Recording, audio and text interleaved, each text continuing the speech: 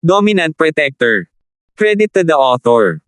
7,261-70. Ang mga pangalan po na nandito ay galing sa mga name generator. Kung meron man pagkakatulad sa mga pangalan ng tao o lugar at pangyayari, ito ay tunay na hindi sinasadya. Hindi nga ako ang katapat ni Sima. Tutal, ang teknik niya sa pagpapalakas ng katawan gamit ang lason ay napakalakas. Tanging ang Golden Bell Shield ng dalawang nakatatandang kapatid ang makakapaghiwalay ng lubusan sa lason mula sa pagsalakay. Tumango at yumuko ang bagong martial artist, habang nakangiti ng may paghingi ng tawad, alinman sa dalawang nakatatandang bay ang makakapag-alaga sa mapagpanggap na pinunong ito ng madali. Hangad ko ang tagumpay mo ng maaga. Tapos ka na ba sa kalokohan mo? Nagmamadali ako. Bahagyang kumunat ang noo ni Terence. Nag-aalala siya para kay Almira at sa iba pa, kaya ayaw niya silang abalahin. Pero mukhang hindi magiging madali para sa kanila ang umalis, mas makabubuti kung hindi na lang tayo makikialam sa usapan ng isa't isa at pumunta na lang sa sarili nating landas, paano? Pangarap lang yan. Ibigay mo yang supot sa baywang mo, at papaalisin na kita. Lahat ng ito ay dahil sa inyo, mga nakatatandang kapatid, kaya maganda ang ating kalagayan ngayon. Kung hindi, hindi sana naging ganito kadaling malutas ang mga bagay-bagay. Nakangiting sabi ni Bearly. Hehe. Ang abala. Pinakakainis ko talaga kapag nagmamadali akong makipagkita sa mga taong katulad mo na hindi alam ang pinag-uusapan nila. Ngumiti si Terence ng mapait at nagkibit-balikat. Sige, dahil ganoon nga, bilasan ko na lang at mapapaalis ka. Sinasabing pagkatapos ng kontra pang-aagaw, ang bagong dating ay maaari na ring maging nakatatandang kapatid mo, tama ba? Biglang bumilis ang tibok ng puso ni na malaking puti at munting puti. Pakiramdam nila ay may mali. Kung hindi pa nakilala ni Terence ang ibang mga disipulo noon, saan kaya niya ito narinig? Kung naranasan na niya ito, pero itinago pa rin niya ang kanyang storage bag at hindi nagpakita ng anumang senyales ng pagkapahiya, ibig sabihin ba nito? Nang maisip nila ang posibilidad na iyon, naramdaman ng magkapatid na bay na nasira ang kanilang mga utak. Pero habang iniisip niya ito, lalo niyang nararamdaman na parang may mali. Nakakatakot talaga. Hahaha, nagsisimula na namang umakto ng matapang ang lalaking ito. Sinasabi niya pang ang hindi siya matatalo. Dalawang nakatatandang Marshall Brothers, bay, patayin niyo siya. Gustong makita ng mga baguhan sa panig ang mundong magulo, nagtatalon-talon at hinihimok ang magkapatid na bay na atakihin si Terence. Sima, tapos ka na ngayon. Nakultivate na ni Senior Brother Bay ang Golden Bell Shield, at ang katawan niya ay mas matigas pa sa ginto at bakal. Walang silbi ang lason mo. Natulala ka ba? Ha? Ang saya-saya mo. Nag-practice ka rin ba ng Golden Bell Shield? Malamig na ngumiti si Terence sa sarili. Walang kwenta ang Golden Shield. Hindi ito ang King Kong Shield. Ano ba ang maganda rito? Isang biglaang pagbangga ng banal na sentido ang maaaring pumatay sa kanya. Hininaan ng practitioner ang kanyang boses matapos marinig ang mga salita ni Terence, sa takot na maghiganti si Terence sa kanya. Ngayon, nasa kanya ang proteksyon ng magkapatid na bay, ngunit sino ang magpoprotekta sa kanya kapag nag-iisa na siya sa hinaharap? Sa katunayan, wala siyang anumang hinanakit kay Terence. Medyo hindi patas lang ang pakiramdam niya kung maayos pa si Terence matapos siyang manakawan. Lahat sila ay mga bagong disipulo, syempre, kailangan nilang pagdaanan ang hirap at ginhawa ng magkasama. Napaka-arrogant mo talaga. Ngayon, ako, ang nakatatandang kapatid mo, ang magtuturo sa iyo ng mga patakaran ng Sword Spring Sect. Malamig na sumanghel si Little White at iginalaw ang katawan, pinag-cross ang mga kamao kay Terence. Isa siyang mid-stage Golden Core Cultivator, ngunit dahil sa kanyang Golden Bell Shield, kahit ang mga late-stage Golden Core Cultivator ay hindi niya kayang tapatan. Akala niya ay madali niyang matatanggap ang ataking ito. Ang pinakamahusay na gagawin ni Terence ay natural na ipadala ang kanyang spirit sense at sundan ito ng isang malakas na suntok para madali at masaya niyang matalo ang kalaban. Pero sa sub-isla, medyo kuripot pa rin si Terence sa kanyang spirit sense, natatakot siyang hindi niya ito mababawi kung gagamitin niya ito ng sobra. Bukod pa rito, mas makabubuting huwag ipaalam sa kalaban ang tungkol sa ganitong uri ng trump card. Kung gusto niya itong gamitin, kailangan niyang pumatay. Dahil hindi pinapayagan ang pagpatay sa pagtatasa ng Sword Spring Sect, bakit niya ito gagamitin? Kaya hindi pinili ni Terence ang pinakamadaling paraan, hinugot niya ang kanyang espada at nagsimulang makipaglaban sa munting puti. Ang malademonyong espadang nananakmal ay naglabas ng malalim na itim na liwanag, at ang berdeng teknik ng espada ng Diyos ng Diablo ay malayang nagamit. Sa isang iglap, ang dalawang panig ay naging pantay ang tugma. Naging seryoso ang ekspresyon ni Mubay, hindi niya inaasahan na makakalaban ni Terence ang kanyang kapatid. Gayunpaman, hindi siya nag-aalala. Sa itsura nito, si Little White ang may kalamangan, at lalong itong nagiging halata. Kahanga-hanga ang husay ni Terence sa paggamit ng espada, pero ang kalasag na Golden Bell ni Barely ay hindi lang pang-iistorbo. Hindi kayang durugan ng demonyong mananakmal ang depensa ni Terence maliban na lang kung aatake si Terence ng buong lakas. Hanggat may kaunting banta, magiging seryoso si Little White at hindi niya bibigyan ng pagkakataon si Terence na saktan siya. May kakayahan ka. Minaliit ko na nga talaga siya dati. Tumanggaw si Mubay at nagkomento tungkol sa lakas ni Terence. Kung ang batang ito ay uusad sa Golden Core Stage, ang lakas ng kanyang sword technique ay magkakaroon ng kwalitatibong pagbabago. Sa oras na iyon, may posibilidad talaga na saktan niya tayo. Ang Golden Shield ay isang depensibong kasanayan naman, at may limitasyon kung gaano kakas ang kaya nitong labanan. Matalas ang mga mata ni Mubay, at nahulaan na niya na ang lakas ng pag-atake ni Terence ay sapat na para kontrahin sila, lalo na't si Terence ay may matataas na antas ng mahabang espada. Kaya naisip na ni Mubay na mag-iwan ng kaunting kalayaan noong nagnanakaw siya, tulad ng pagkuha ng 70% at pag-iiwan ng 10% para kay Terence. Mas madali sana kung makakausap ko si Terence sa hinaharap. Hindi niya inakalang hahayaan ni Terence na nakawin siya pagkatapos niyang sabihin iyon. Sinusubukan ni Terence si Barely. Kilala rin sa karaniwang mundo ang Golden Bell Shield, 13 cross practice, at mga katulad nito, ngunit napakalaki ng pagkakaiba sa lakas. Pero naniniwala si Terence na ang kasanayang ito ay may kahinaan.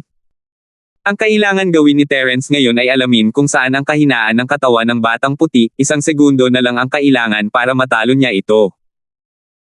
Mabilis na napagtanto ni Terence na kapag inatake niya ang mga paa at kamay at maging ang katawan ni Barely, hanggat hindi ito nararamdamang malakas, hindi ito mag-aabalang magtanggol. Sa tadyang lang malapit sa tiyan, gaano man kaina ang mga atake ni Terence o kung mga pukana lang man ang mga ito, babantayan sila ng Little White gamit ang buhay nito. Marahil isa lamang itong hindi malay na aksyon, ngunit dahil doon, halos makumpirma ni Terence na ito ang kahinaan nito. Dahil natuklasan na niya ang kahinaan ng kanyang kalaban, natural lang na ang susunod na hakbang ay bigyan siya ng isang malakas na suntok. Ngumiti si Terence nang may kumpiyansa habang kumikinang ang malademonyong espadang nasa kanyang kamay. Tuluyan na siyang sumuko sa depensa at ginagamit ang buhay para sa buhay, isang estilo ng pakikipaglaban na patas-talo para atakihin si Whitey. Sinamantala ang sandaling medyo natatarante si Whitey dahil sa aksidente, palihim niyang ikinuyom ang daliri ng kanyang kaliwang kamay. Ang pagkatalo sa kalaban at pagkapanalo ay isang pitik lang ng kanyang mga daliri. Talagang isang pitik lang ng daliri. Gayunpaman, ang itinapon ni Terence ay hindi isang ordinaryong bagay. Isa itong pinong karayom na kinuha niya mula sa mga samsam ng digmaan ng Hidden Death Sect. Nababalutan ito ng lason, ngunit hindi ito nakamamatay.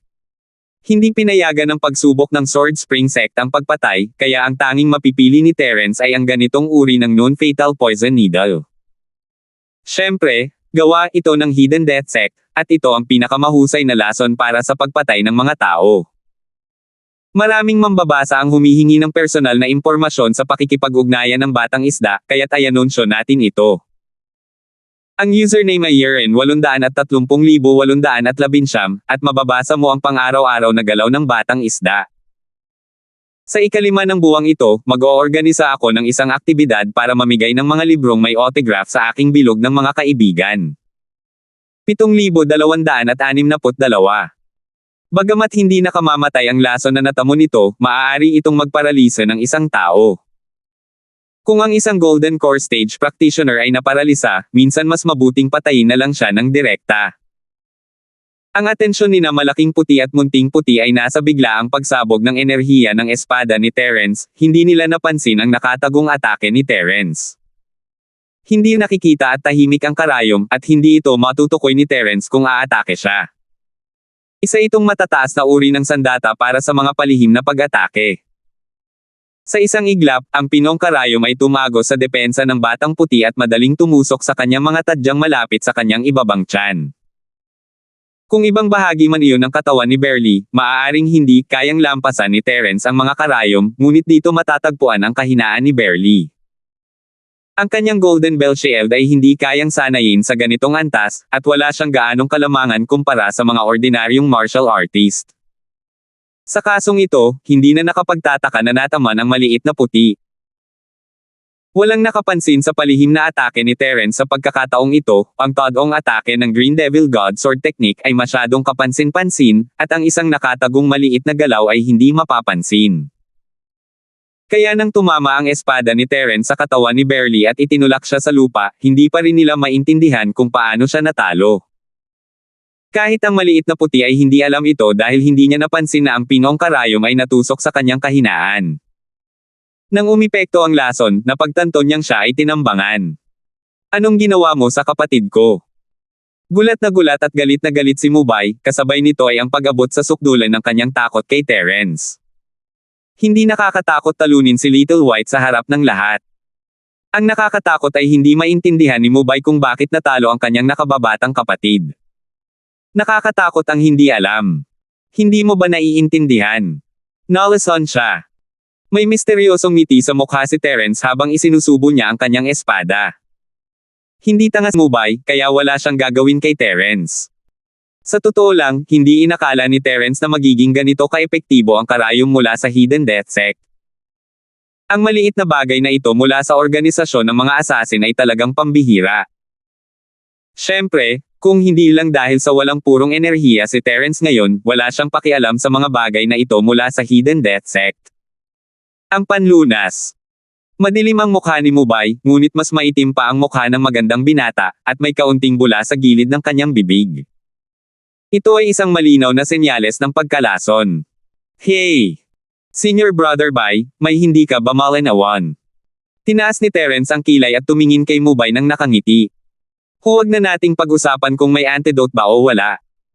Kahit na mayroon, sa tingin mo ba ibibigay ko ito sa iyo dahil lang sa sinabi mo? Ano ang gusto mo? Pinigilan ni Mubay ang kanyang galit at pinakalma ang sarili. Hanggat ibibigay mo sa akin ang panlunas, magkukunwari akong walang nangyari ngayon. Nangangako kaming hindi ka namin guguluhin. Nakakapagod kayang kausapin ka. Inilagay ni Terence ang kamay sa kanyang noo, walang magawa.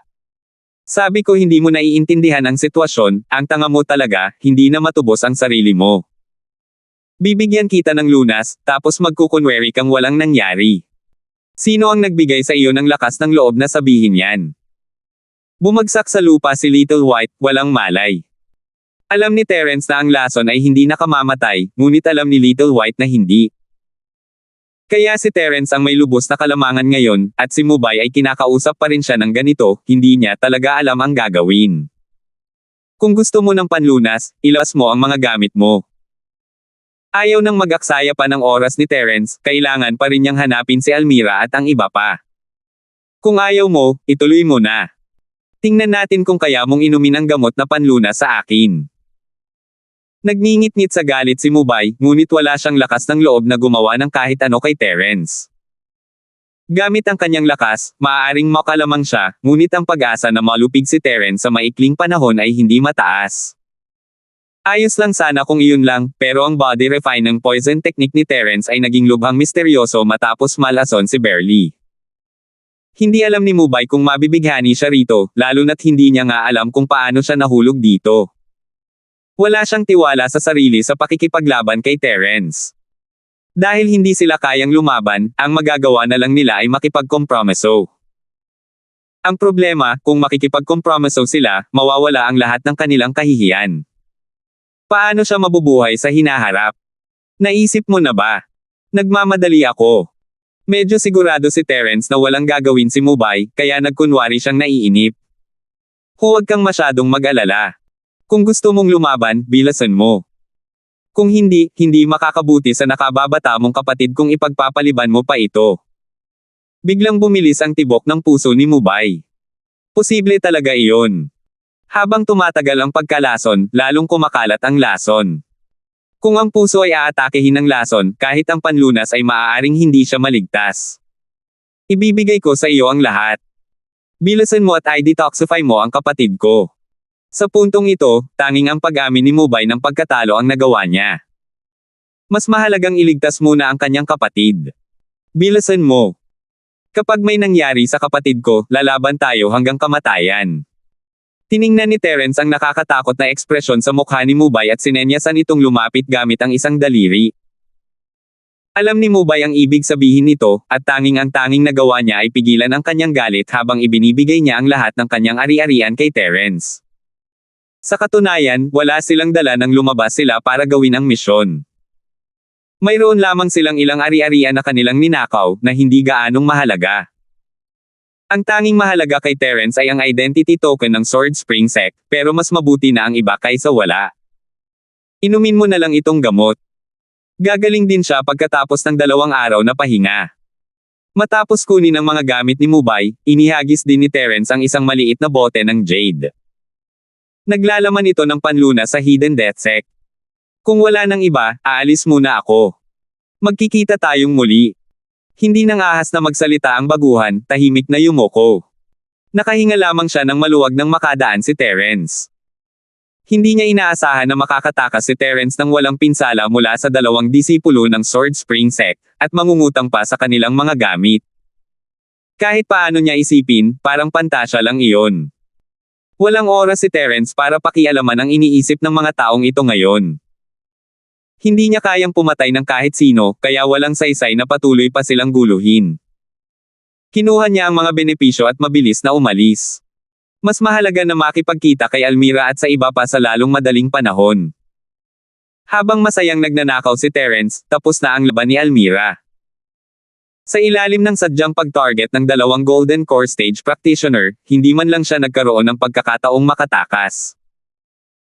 Kung nakatakas lang sana siya ng mabilis noong unang beses na naiwasan niya ang nakatatandang kapatid na si Deng at ang nakababatang kapatid na si Zin, malamang ay naiwasan niya ang paghabol ng Shadow Worm.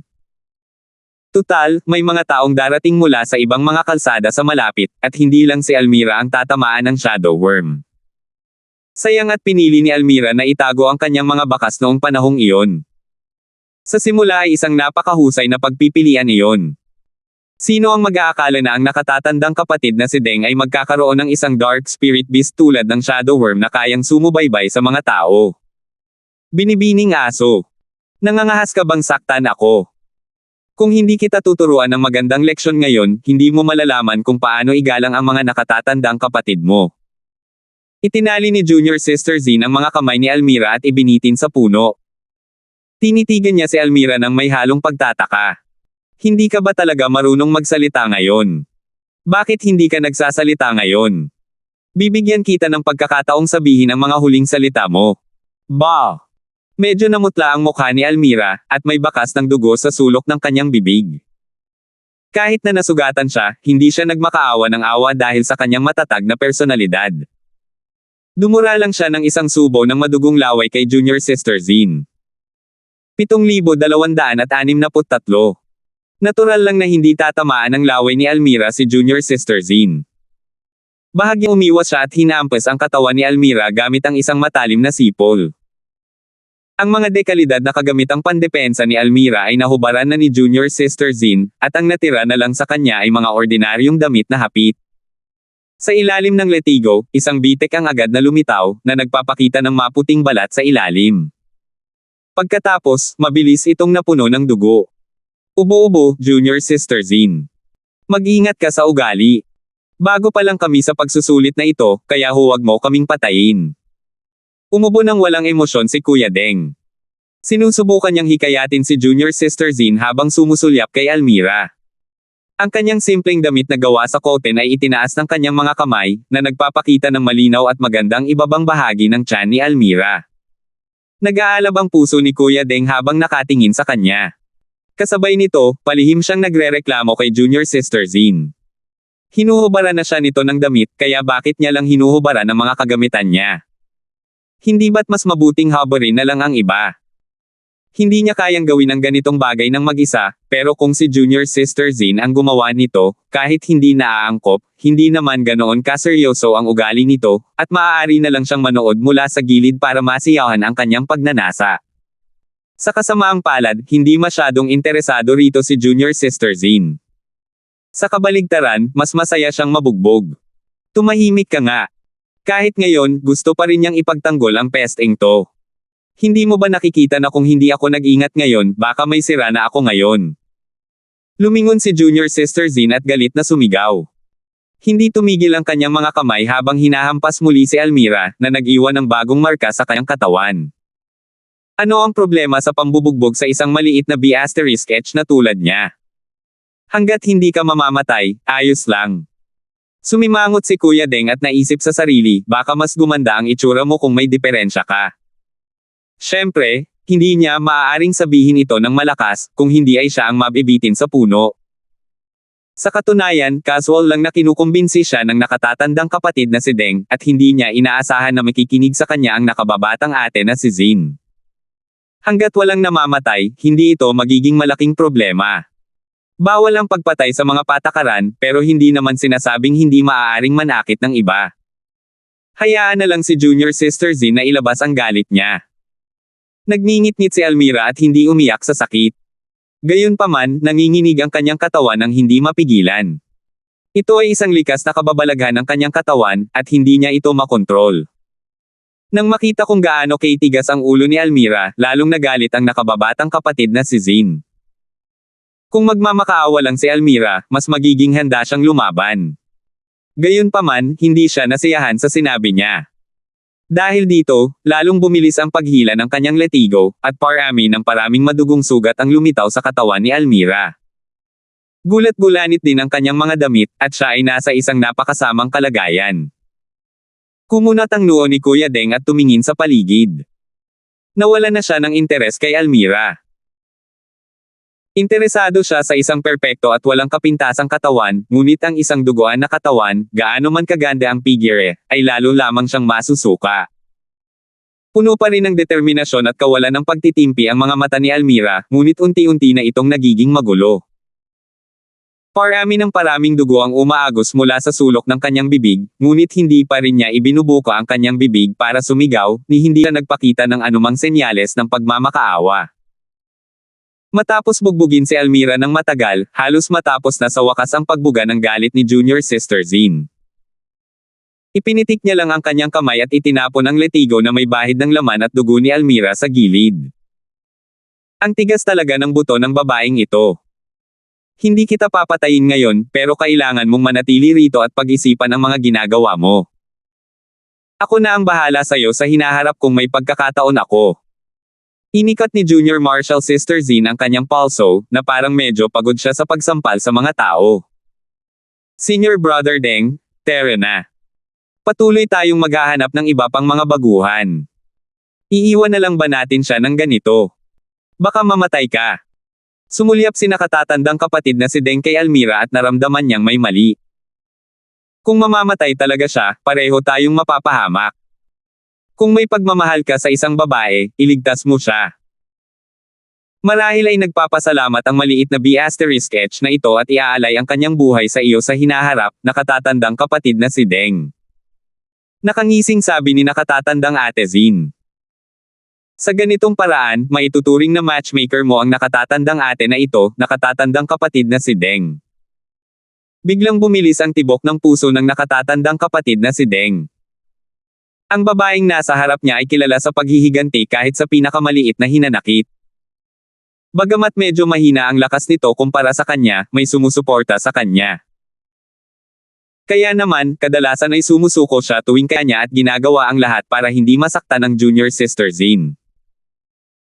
Kung talagang maglalakas loob siyang iligtas si Almira ngayon, tiyak na masasaktan niya si Junior Sister Zin.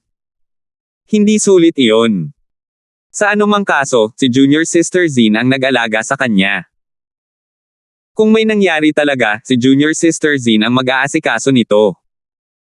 Sa pinakamarami, hahayaan na lang niya ang taong nasa likuran niya na ipagtanggol siya. Hahaha, ang galing talaga magbiro ni Junior Sister Zin. Kalimutan mo na yan, pumunta na tayo sa ibang lugar sa lalong madaling panahon. Kung mahahati-hati ang lahat ng mga baguhan, hindi magiging masyadong mataas ang evaluasyon ng ating misyon sa pagkakataong ito. Tinuwanan lang ito ni Kuya Deng at nagdesisyong mag-ingat. Para naman kay Almira, ang tanging inaasahan niya ay ang pinakamabuti. Tama si Kuya Deng, iniisip ko rin ang parehong bagay. Kung hindi ko sana pinakawalan ng ganoon kadali ang babaeng ito ngayon. Kahit hindi ko siya patayin, babalatan ko siya ng buhay. Tinitigan ng masama ni Junior Sister Zin si Almira, na nasa bingit ng kamatayan, at muling dinuraan ito. Naawa sa kanya ang nakatatandang kapatid na si Deng. Kaunting kinakamot lang niya ang tainga mo, tapos hindi mo pa rin mailabas ang galit mo matapos mo siyang bugbugin ng ganito. Hindi talaga ordinaryong maliit ang puso ng babaeng ito. Kaya hindi niya ito pwedeng saktan. Sino ang tinatawag mong maliit na pute? Gusto mo pang balatan ang 2 patong ng balat niya. Isang napakalamig at walang emosyong boses ang biglang tumunog. Mabilis na lumingon sina Senior Brother Deng at Junior Sister Zin at nakita ang isang binata na dahan-daang bumubunot ng kanyang espada. Ang itim na mahabang espada ay parang Panginoon nito, kumikinang na may malamig at nakamamatay na aura. Ang malamig nitong mga mata ay nakatutok sa kanilang dalawa, na nagbibigay sa kanila ng ilusyon ng isang nakakapangilabot na lamig. Walang iba kundi si Terence, na naghahanap kay Almira. Noon pa man ay nag-aalala na si Terence na si Almira, na malambot sa labas ngunit matigas sa loob, ay malalagay sa alanganin, at hindi niya inaasahan na magiging ganito pala ito. Nang makita ni Terence ang kawawang kalagayan ni Almira, labis siyang nagalit at ang kanyang puso ay napuno ng hangering pumatay. Sino ka? Nahadjep ni Terence ang malamig at walang emosyong mga mata ni Zin, at medyo natarante siya. Hindi niya napigilang mapasigaw, mukhang baguhan siya, di ba? Hindi mo ba alam ang mga patakaran? Matapos pigilan ang bakas ng pagkataranta, ang junior martial sister na si Zin ay nagsimulang magwala sa galit dahil sa kahihiyan. Ang binata sa harap niya ay malinaw na wala pa sa Golden Core stage, kaya bakit siya nagpapanik? Sabi ko, sinong tinatawag mong maliit na pute? Gusto mo pang balatan ang 2 patong ng balat niya? Pinigilan ni Terence ang kanyang galit habang itinutok ang kanyang espada kay Almira, na nakasabit pa rin sa puno. Siya ba ang tinutukoy mo? Galit na galit ang junior martial sister na si Zin. Ang batang ito ay isa lamang foundation stage cultivator, ngunit ang ahas pa rin siyang baliwalain ang tanong nito. Hindi niya talaga alam ang lawak ng langit at lupa. Tila kailangan niya itong bitinin at bugbugin ng husto. Siya ba ang tinutukoy mo? Biglang sumabog si Terence, kumikislap ang katawan niya na parang multo habang sumisigaw. Ang microstep ng paru-paro ay naabot ang limitasyon, at isang itim na liwanag ang sumilay. Nabigla sina Deng at ang kanyang kapatid, hindi inaasahan na bigla silang aatakihin ni Terence. Nakita nila si Terence na bumunot ng kanyang espada, ngunit isang cultivator ng foundation stage ang nakaharap sa 2 golden core stage cultivator. Saan niya nakuha ang lakas ng loob? Maraming mambabasa ang humihingi ng personal na impormasyon sa pakikipag-ugnayan ng batang isda, kaya't ayanunsyo natin ito. Ang username ay yerin830,819, at mababasa mo ang pang-araw-araw na galaw ng batang isda. Sa ika-5 ng buwang ito, mag-oorganisa ako ng isang aktibidad para mamigay ng mga librong may autograph sa aking bilog ng mga kaibigan. 7,264. Hindi mahalaga kung saan nakuha ni Terence ang kanyang lakas ng loob, hindi handa ang 2 sa espadang chi, at pinili nilang iwasan ito. Hindi sila katulad ng magkapatid na Bai, na may malupit na kalasag na kung fu ng Golden Bell.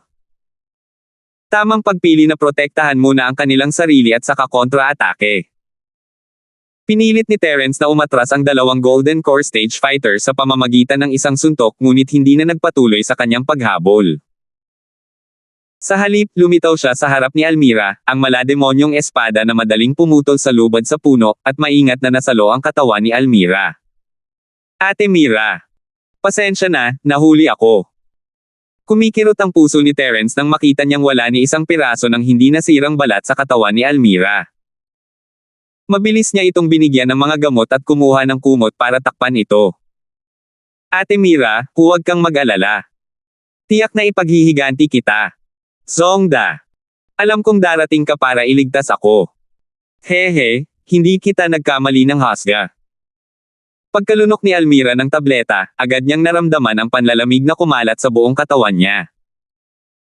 Agad na gumaling ang kanyang mga pinsala ng 30% at mas naging masigla rin siya. Isang ngiti ang sumilay sa kanyang maputlang mukha. Gustong maghiganti ng kapatid mong si Almira gamit ang sarili niyang mga kamay. Huwag mong hayaang makatakas ang mga ito. Huwag kang mag-alala. Hindi ka maaaring tumakbo. Ngumiti si Terence at tumango, nanlalaki ang mga mata niya habang lumilingon. Brat, hindi mo alam kung sino ka, di ba? Kahit iligtas ng isang bayani ang isang maganda, kailangan niyang tingnan kung may kakayahan siya. Malamig na tumawa si Sister Zin. Hindi siya nakaramdam ng pananakot nang mapilitan siyang umatras ng espada ni Terence ngayon lang. Naisip niya lang na medyo pabaya siya, mukhang magkasintahan kayo ng babaeng yan, di ba? Mabuti na lang. Hindi pa humuhupa ang galit ng senior sister na yan, kaya pwede mo nang tanggapin na yan ang babaeng yan. Sino ang tinutukoy mo, pute? Tumayo si Terence at inihampas ang demonyong espada ng ilang beses. Pinag-uusapan ka ng babaeng yan. Hindi namamalayang naibulalas ito ng junior martial sister na si Zin, ngunit agad niyang naramdaman na may mali. Para bang pinagalitan niya ang sarili niya. Isa ka talagang puta. Malamig na tumawa si Terence. Hindi na niya hinintay ang sagot ng kalaban niya nang sumugod ito pasulong na may itim na ilaw. Hindi nagsalita si Dugan at nauna siyang lumapit. Tiwala siyang makakaharap ang isang baguhan tulad ni Terence, kaya mas mabuting gumawa na lang siya ng pabor para kay Zin. Sa kasamaang palad, nagkamali siya sa pagkakataong ito. Baguhan pa lang si Terence, pero hindi siya isang ordinaryong baguhan. Magkaharap silang dalawa. Napagtanto ng nakatatandang kapatid na si Deng na kahit na mayroon siyang kalamangan, hindi ito ang inaasahang magiging dahilan ng matinding paghihirap. Tila imposibleng alagaan ang batang ito ng madali. Dahil din dito kaya medyo nag-alala ang nakatatandang kapatid na si Deng. Isang baguhan na kayang lumaban sa isang Golden Core Stage Cultivator sa Foundation Establishment Stage. Bakit hindi siya pumasok sa Inner Sect? Ayos lang na hindi pa siya nakapasok sa Inner Sect, pero dahil sa talento niya, malamang magiging disipulo na rin siya ng Inner Sect sa lalong madaling panahon, di ba? Maganda ba talagang ideya na masaktan ang taong iyon? Maingat na tao si Dugan Deng, kung hindi ay hindi siya matatakot na masaktan si Shimei, ngunit ngayong napagtanto niya ang potensyal ni Terence, nagsimula siyang mag-alala muli. Dahil may iniisip siya, wala siyang lakas para harapin ang mga atake ni Terence, kaya hindi niya napansin na gumalaw ang mga daliri ng kaliwang kamay ni Terence. Pinong karayom ng sekta ng nakatagong kamatayan. Wala nang masyadong natira sa mga karayom na ito si Terence, at ang problema, pagkatapos gamitin ang mga ito, matutunaw ang mga ito sa katawan ng tao, at hindi na maaaring i-recycle. Ito ay katulad ng nakatagong sandata na may lumilipad na karayom na ginamit ng kanyang Panginoong si Malcolm noon. Kaya binawasan ni Terence ang isa, pero pakiramdam niya ay bagay na bagay ito para sa kanilang dalawa. Hindi katulad ng magkapatid na by si Dugan, wala siyang proteksyon ng kalasag na Golden Bell, at maaari siyang targetin kahit saan. Gumalaw si Terence ayon sa gusto niya, at tahimik na tinusok ng pinong karayom ang kanyang braso at agad na naglaho. Mabilis na umepekto ang laso ng Hidden Death Sect. Halos kasabay ng pagpasok nito sa kanyang katawan, bahagyang nanigas ang katawan ng nakatatandang kapatid na si Deng. Hindi niya alam na nahulog na pala siya sa patibong ni Terence, pero malinaw niyang nararamdaman na wala na sa kontrol niya ang mga kilos niya. Kuya Deng, huwag kang mag-alala. Bilasan mo at alagaan mo ang batang ito. Pinapasaya pa rin siya ni Sister Zin, sinusubukang ilihis ang atensyon ni Terence para palihim niya itong atakihin. Hindi inaasahan, bago pa niya matapos ang kanyang sasabihin, nakita niyang natamba si Kuya Deng. Itim ang mukha nito at may puting bula na lumalabas sa sulok ng kanyang bibig. Kuya Deng, anong problema mo? Hindi maliit ang pagkagulat ni Shimei Zin, sumugod siya, gustong tulungan si Dugan na makatayo, ngunit nang akmang hahawakan na siya ng kamay nito, bigla siyang sumugod kay Terence. Ang liwanag ng espada ay parang kidlat, tumatagos sa hangin at nakatutok sa lalamunan ni Terence. Papatayin niya si Terence. Una, nagkunwari siyang natatarante at likas na sinuportahan ang nakatatandang kapatid na si Deng. Pagkatapos, bigla siyang umatake at wala nang pakialam sa buhay ng nakatatandang kapatid na si Deng. Malamig na tumawa si Terence. Ang malademonyo at nananakmal na espada ay namulaklak ng liwanag at hinaranggan ang malakidlat na liwanag ng espada. Ikinuyom niya ang mga daliri ng kanyang kaliwang kamay at muling tumagos ang pinong karayom. Naharangan ang atake ni Junior Sister Zin, at talagang nagulat siya. Kaya pa ba niyang harangan ang ganitong palihim na atake? Isa lang ba talaga itong batang cultivator sa foundation stage? Sa isang pag-iisip, hindi sumulong si Junior Sister Zin kundi umatras, naghahandang tumakas ng libu-libong milya ang layo matapos hindi tamaan ang kanyang atake. Mas malakas ang lakas ng nakatatandang kapatid na si Deng kaysa sa kanya, at ngayong napatay na siya ng walang maliwanag na dahilan, ayaw ni nakatatandang Ate Zin na mauwi sa ganito kalungkot na katapusan. Kung mahuli siya ni Terence, sino ang mag-aakala kung anong klaseng kahihiyan ang mararanasan niya? Kaya, mabilis siyang nagdesisyon at umalis. Sa isip niya, dahil sa kanyang gininto ang lakas, kung gusto niyang umatras, hindi ba't madali lang iyon? Gayunpaman, sa sumunod na sandali, bahagyang nanigas ang katawan ni Junior Sister Zin, at ang kanyang lakas ay halos agad na nawala. Nang madapa siya nadapa, iniisip pa rin niya kung paano siya nahulog dito. Ibinalik ni Terence ang kanyang espada sa kaluban nito nang may malamig na ngiti sa kanyang mukha. Pagkatapos ay itinali niya sina Dugan at Shimei at isinabot sila sa punong kinaroroonan ni Almira. Ang letigo na itinapon ni Zin ay nasa tabi niya lang, at kinuha ito ni Terence at tinimbang sa kanyang kamay. Medyo magaan lang ito. Pero magagamit pa rin niya ito. Pinakain niya muna sila ng antidote para maiwasan ang tuluyang pagkaparalisa.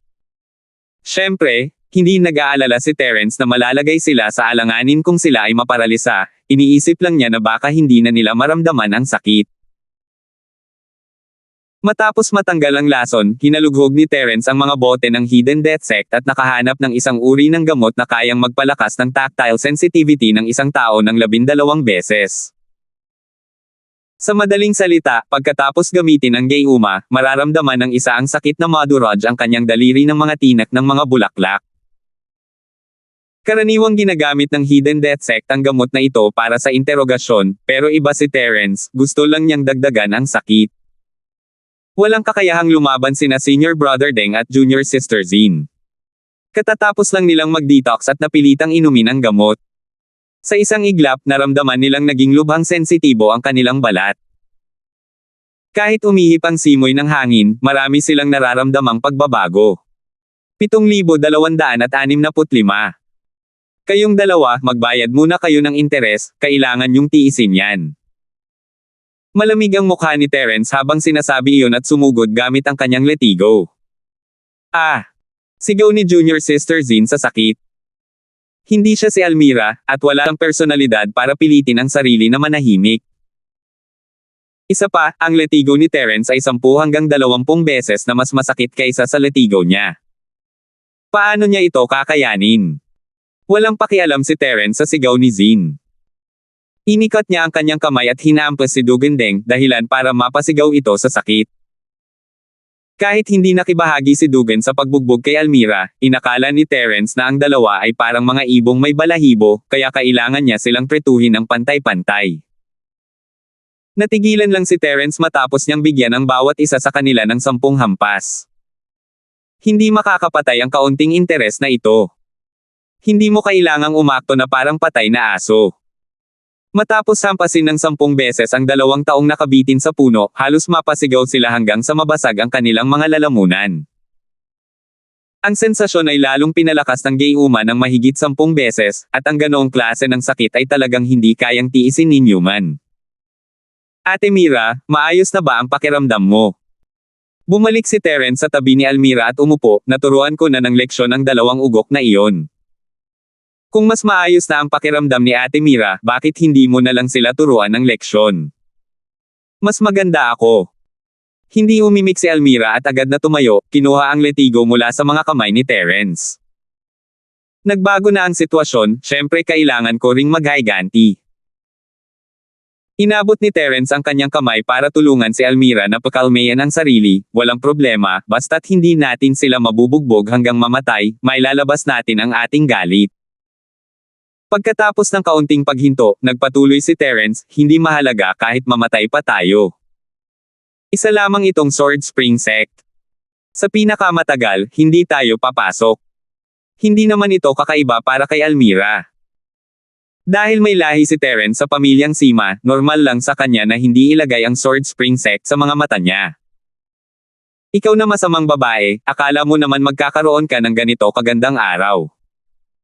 Naglakad si Almira sa harap ni Junior Sister Zin habang hawak ang letigo.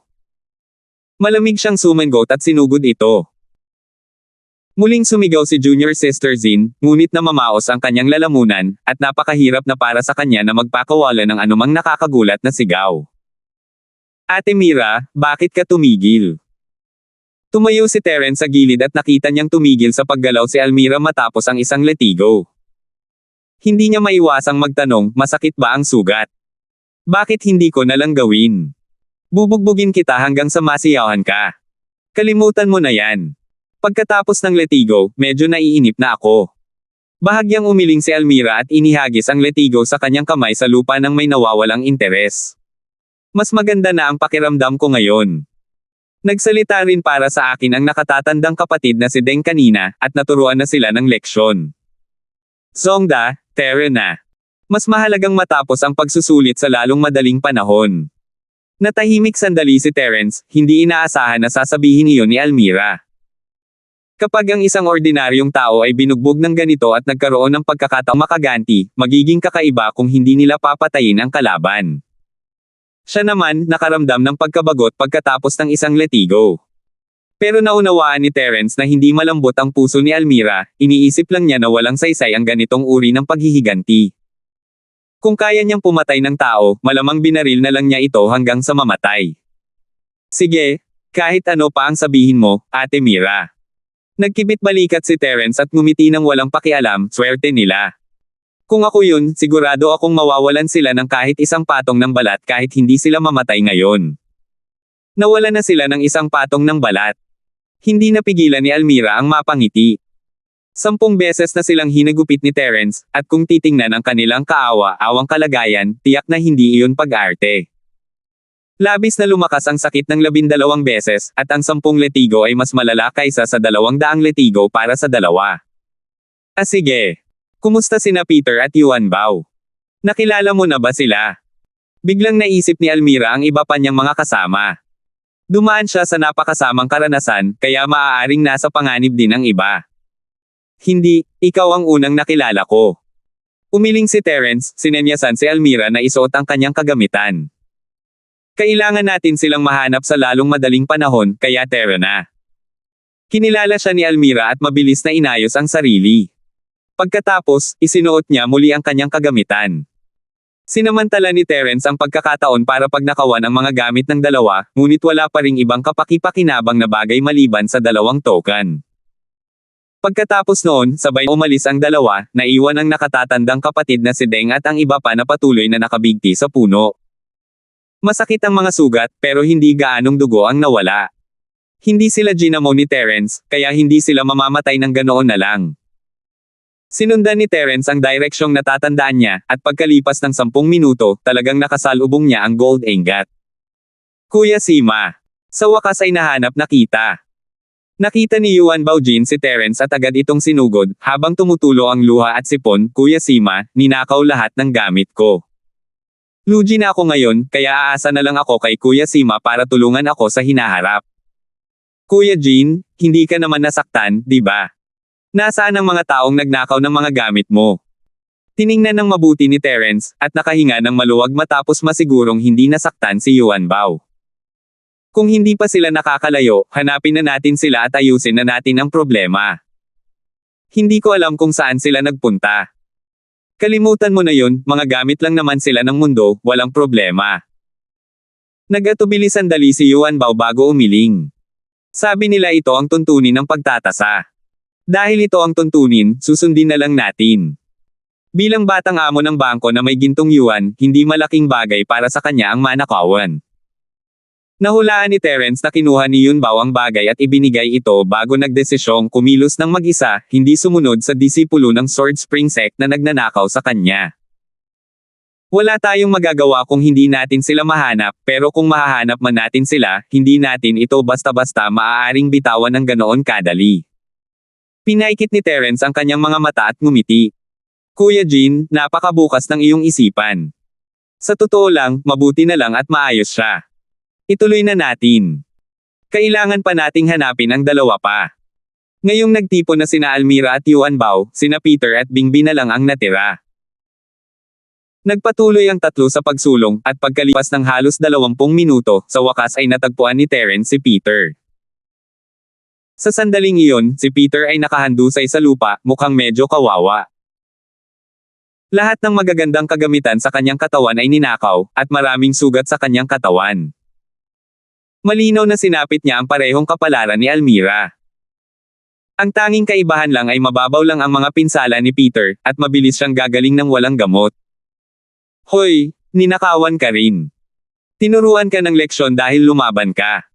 Lumapit si Yuanbao kay Peter at maingat na itinulak ito. Ayos ka lang ba? May sugat ka ba? Sa simula, sina Yuanbao at Peter ay walang gaanong pagkakaibigan, kaya hindi nila kailangang mag-alala tungkol kay Peter. Gayunpaman, pareho ang karanasan ng dalawa, kaya ang puso ni Yuanbao ay may mas karaniwang kaaway. Sandali na natulala si Peter bago niya namalayan na may ilan pang tao sa tabi niya. Nang makita niyang naroon din si Almira, agad siyang napahiya. Maraming mambabasa ang humihingi ng personal na impormasyon sa pakikipag-ugnayan ng batang isda, kaya't ayanunsyo natin ito. Ang username ay yerin830,819 at mababasa mo ang pang-araw-araw na galaw ng batang isda. Sa ikalima ng buwang ito, mag-oorganisa ako ng isang aktibidad para mamigay ng mga librong may autograph sa aking bilog ng mga kaibigan. 7,266. Ayos lang ako. Ayos lang ako. Matapos mautal-util ng ilang salita, at ubiling tumayo si Peter, yumuko, at patuloy, 2 Golden Core Stage Practitioner lang ang nabugbog sa akin, hindi ako mamamatay. Mabuti naman at ayos ka lang. Ang hindi mo pagsuko at harapin ang 2 Golden Core Stage Practitioner ay napakahusay mo na.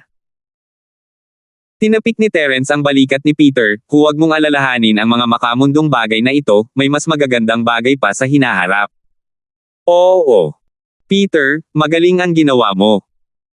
Sa totoo lang, tinuruan din ako ng 2 disipulo ng Outer Sect ng Sword Spring Sect. Mas malala ang sitwasyon ko kaysa sa iyo. Kung hindi dumating ang batang Panginoon para iligtas ako, malamang nakasabit pa rin ako sa puno. Lumapit din si Almira para hikayatin si Peter. Tutal, magkaklase sila sa iisang koponan, at pareho sila ng sitwasyon. Hindi ko hahayaang tumigil ang bagay na ito.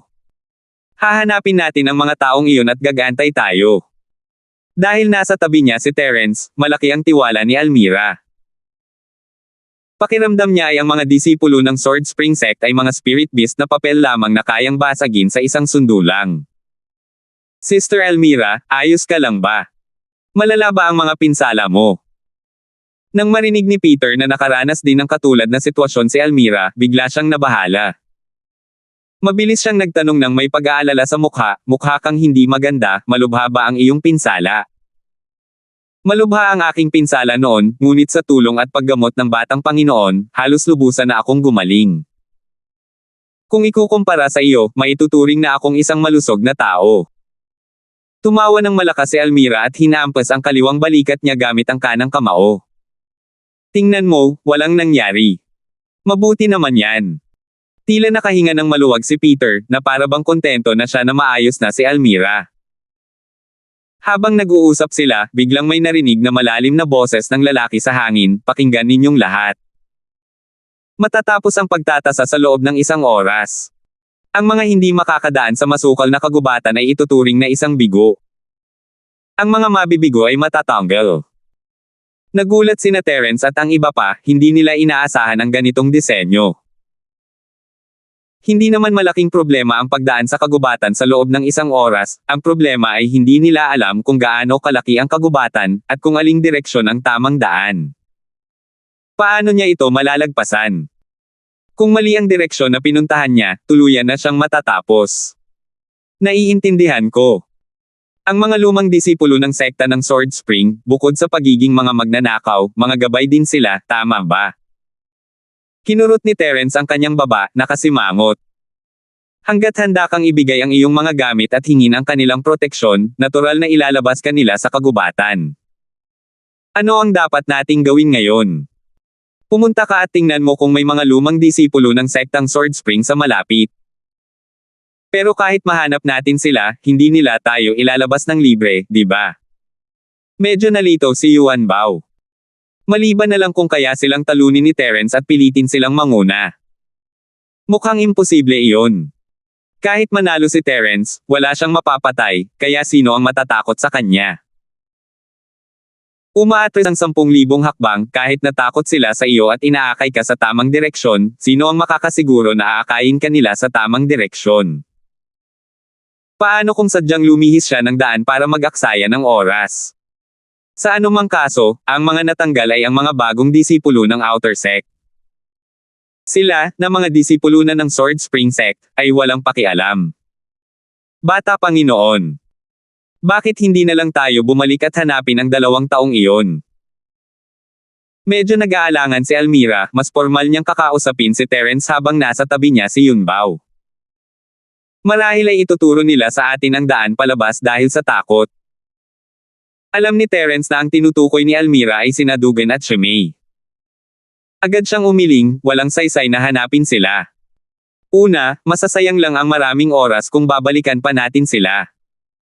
Pangalawa, malaki ang galit nila sa atin at tiyak nag-aantay sila sa atin kung magkakaroon sila ng pagkakataon. Wala na tayong masyadong oras, kaya hindi natin ito maaaring sayangin sa mga walang kwentang pagsubok. Bumantong hininga ng marahan si Almira. Alam niyang tama si Terence. Medyo maikli nga ang 1 oras. Paano kung maling direksyon ang itinuro ni Dugan at Terence? Bakit hindi muna tayo maghanap ng ibang tao? Aalis din naman tayo ng kagubatan. Kung may makita tayo, maaari natin silang sundan ng tahimik nang hindi tayo mapapansin, di ba? Nag-isip sandali si Yuan Bao at nagbigay ng makatuwirang mungkahi. Kapatid na Sima, hindi ba sa tingin mo?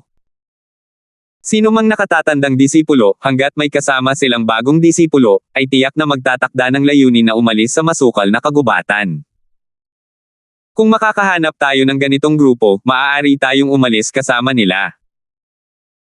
Ang isang pangkat na binubuo lamang ng mga disipulo ng Sword Spring Sect ay maaaring walang layuning umalis sa masukal na kagubatan dahil ang kanilang misyon ay manghuli ng mga bagong dating. Walang saysay ang maghanap ng ganoong pangkat maliban sa pakikipaglaban sa isang malaking labanan. Tanging isang pangkat na may matandang pinuno ang makakaalis sa kagubatan sa loob ng 1 oras. Hindi naman masama ang ideya ni Kuya Jin. Magtingin-tingin muna tayo. Tumango si Terence, ito lang ang tanging paraan palabas, pero hindi natin pwedeng ilagay ang lahat ng ating pag-asa dito. Base sa pagtatagpo ng iba't ibang kalsada, sa palagay ko dapat ganito ang direksyon sa gubat. Dito muna tayo dumaan. Maaaring maligaw ang ibang tao sa kagubatan, ngunit hindi si Terence. Mas malawak ang sakop ng kanyang espiritu, at magagamit niya ito upang matukoy ang sitwasyon sa isang partikular na lugar. Natural lamang, mahulaan niya ang direksyon. Kung ganoon, posible talaga.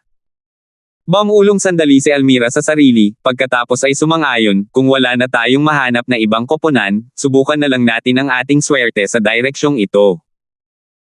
Bilang isang bihasang mangangaso, si Almira ay parang isda sa tubig sa kagubatan. Kung alam niya ang tamang direksyon, mabilis niyang mailalabas si Terence at ang iba pa sa kagubatan. Kung gayon, gawin natin ito, tara na. Hindi nagsalita pa si Terence. Ikinumpas niya ang kanyang kamay at pinangunahan ang grupo pasulong. Matapos ang mahigit 10 minutong paglalakad, wala na silang ibang nakasalubong. Medyo kinakabahan sina Peter at Yuan Bao, hindi alam kung tama ba ang kanilang tinatahak na direksyon. Kung mali man ang kanilang tinahak na daan, hindi pa huli ang lahat para bumalik.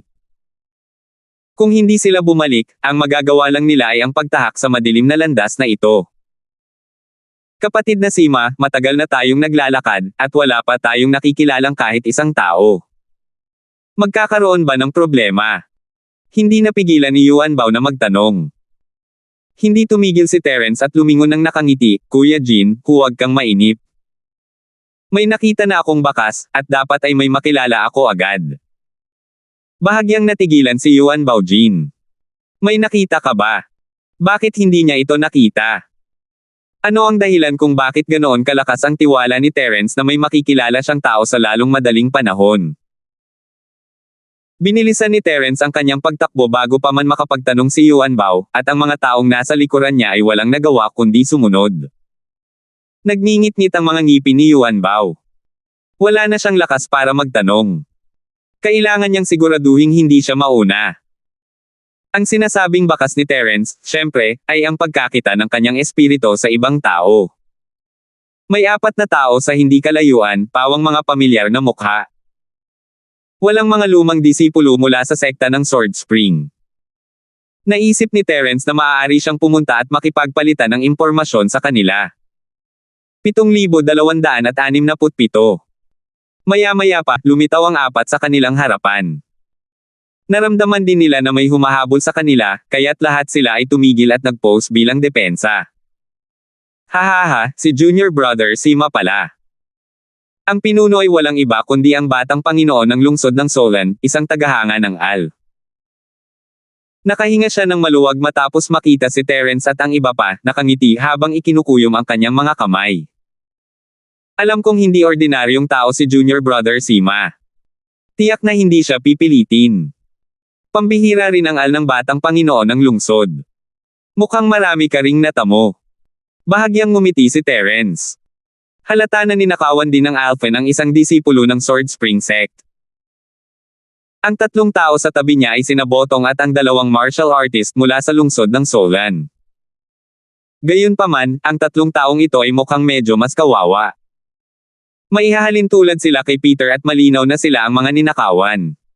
Gayun din. Malaki rin siguro ang napala ni Junior Brother Sima, di ba? Tumawa ang tagahanga ng Al at saka iniba ang usapan. Pag-uusapan natin ito mamaya.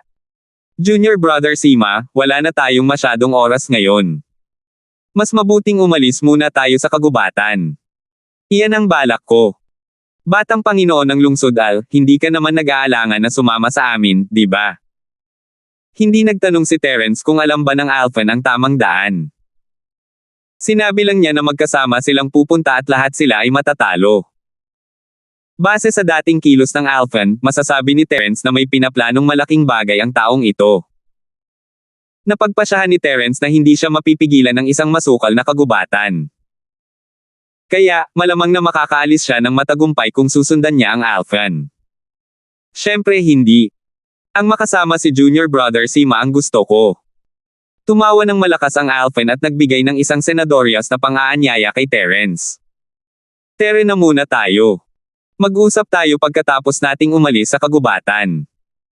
Akala ni Terence, sigurado ang Alphen na iyon sa direksyon ng kagubatan.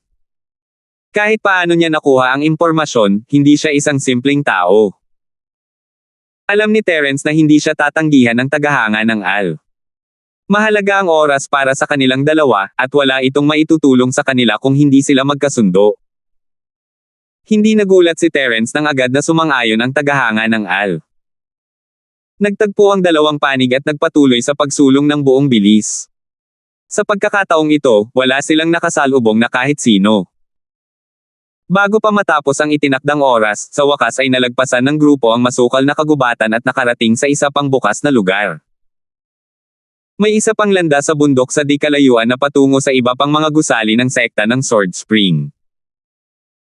Sa bakanteng lupa, karamihan sa iba pang mga bagong dating, kabilang sina Rufeng at ang iba pa, ay dumating na. Marami ring mga disipulo ng Sword Spring Sect na malamang ay inilabas nila matapos nilang ibigay ang kanilang mga gamit upang humingi ng proteksyon. Sinuyod ni Terence ang grupo, at nanlumo siya. Hindi niya nakita si Bingbi sa kanila. Tapos na ang oras. Ang mga makakadaan sa kubatan ay kwalipikadong maging mga disipulo ng outer sect ng ating Sword Spring sect. Isang lalaking nasa katanghaliang gulang na nakaberde ang nakakita kay Terence at sa iba pa na naglalakad palapit at malamig na nagpahayag, "Binabati ko kayo, nakapasa kayong lahat." Sandali lang po, nasaan na po yung mga taong hindi lumabas? Natanggal na po ba siya? Gusto sanang bumalik ni Terence at hanapin si Bingby, pero hindi niya inaasahan na ganito kabilis matatapos ang lahat. Kahit alam niyang hindi na niya maibabalik ang nakaraan, hindi pa rin siya mapakali. Kahit ano paman, siya pa rin ang kasama ni Terence. Kahit hindi sila gaanong magkasama, ang katotohanang nakatayo siya sa likod ni Terence sa ibabaw ng maitim na lumilipad na spirit beast ay sapat na para magkaroon ng magandang impresyon si Terence sa kanya. Siyempre, matatanggal ang mga hindi makapasa. Malamig na tinitigan ng lalaki si Terence, gayunpaman, iba sila sa mga natanggal na noon. Maaari silang pumili na manatili sa Sword Spring sect bilang isang service disciple, habang ang mga natanggal na noon ay maaaring bumalik sa kanilang pinanggalingan. Sa madaling salita, ang isang service disciple ay isa ring disciple ng Sword Spring sect, ngunit sa totoo lang, isa lamang itong titulo. Wala silang karapatan bilang isang disipulo. Bukod sa paggawa ng ilan sa mga pinakamababang gawain, wala rin silang kwalipikasyon para magsanay ng mga teknik sa antas ng pagpasok ng sekta ng Sword Spring. Sa madaling salita, ang isang service disciple ay isa lamang lingkod ng Sword Spring sect. Ang mga maaaring lumahok sa pagtatasa ay alinman sa mga disipulo ng mga aristokratang pamilya o mga makapangyarihang martial artist sa mga pangunahing lungsod. Bakit sila pumunta sa sekta ng Sword Spring para maging mga tagapaglingkod? Iniisip pa rin ng taong ito mula sa sekta ng Sword Spring na ito ay kawang gawa. Pananakot lang ito. Junior Brother Sima, hindi mo kailangang mag-alala tungkol sa mga hindi nakapasa. Hindi naman masama ang maging service disciple ng Sword Spring sect. Nahalata ng isang tagahanga ng AL na nagtatanong si Terence tungkol kay Bingby, kaya't nakangiti niyang ipinaliwanag, "Nabalitaan ko na bawat taon, mayroong isang tiyak na kota na inilalaan sa mga service disciples. Kung ang mga service disciples ay may mahusay na kwalipikasyon at lakas, magkakaroon din sila ng pagkakataong ma-promote bilang outer disciple. Kung ikukumpara sa pagre-recruit mula sa labas ng mundo, ang pagpili mula sa mga alagad ng serbisyo ay dapat magkaroon ng mas mahusay na garantiya ng katapatan. Tutal, kung handa siyang maging isang service disciple, kapag na-promote na siya, mas titibay pa ang pakiramdam niya na kabilang sa sekta. Gayunpaman, kahit na ganoon, hindi gaanong maraming tao ang matagumpay na umusad, dahil ang mga may talento ay bihirang mapabilang sa hanay ng mga handyman disciples. Tahimik si Terence, hindi niya maaaring baguhin ang mga patakaran ng sekta, at kung handa si Bingby na manatili bilang isang alagad, natural lamang na makakahanap si Terence ng pagkakataong tulungan siya. Hanggat lumalakas ang kanyang lakas, hindi imposible para sa kanya na baligtarin ang sitwasyon at maging isang outer disciple. Sige, tigilan na natin ang kalokohan. Sunod, pag-uusapan ko ang mga kaayusan para sa inyong mga bagong dating. Kumaway ang lalaking nasa katanghaliang gulang na nakasuot ng asul na damit at nagsiyaon ng mga lumang disipulo. Sapat na ang mga bagay na kanilang nakolekta para masiyahan sila. Bagamat kinailangan nilang ibigay ang isang bahagi nito, ang natitira ay napakabukas palad pa rin. Tungkol naman sa malas na lalaking ninakawan ni Terence at ng Alphan, mukhang hindi pa siya lumalabas. Bagamat hindi pa sila lumalabas, malinaw na alam na ng lalaking nasa katanghaliang gulang na nakasuot ng asul na damit ang kanilang usapin, dahil direkta niyang binanggit ang puntong ito. Karamihan sa mga tao ay ninakawan noong pagtatasa ng kagubatan sa pagkakataong ito. Tanging sina Sima at Alphan lamang ang bumaligtad ng sitwasyon at ninakawan ang mga dating disipulo ng sekta. Bilang mga bagong disipulo, mahusay ang ginawa ninyo. Tila pinupuri ng lalaking nakaasol na damit ang dalawa, ngunit agad niyang iniba ang usapan. Espesyal ang araw na ito. Mula ngayon, kayo na ang mga opisyal na disipulo ng sekta. Dapat kayong maging magalang at magalang sa mga nakatatanda ng sekta na ang katayuan ay mas mataas kaysa sa inyo. Huwag ninyo silang saktan. Isa itong pambubugbog, at ito rin ang tamang gawin. Kung hindi, sa hinaharap, kung sapat ang kanyang lakas, masasaktan niya ang kanyang mga nakatataas, at ang Sword Spring sect ay magkakagulo. Hindi masyadong pinag-isipan ito ni na Terence at ng Alphan, pero nagkasundo pa rin sila.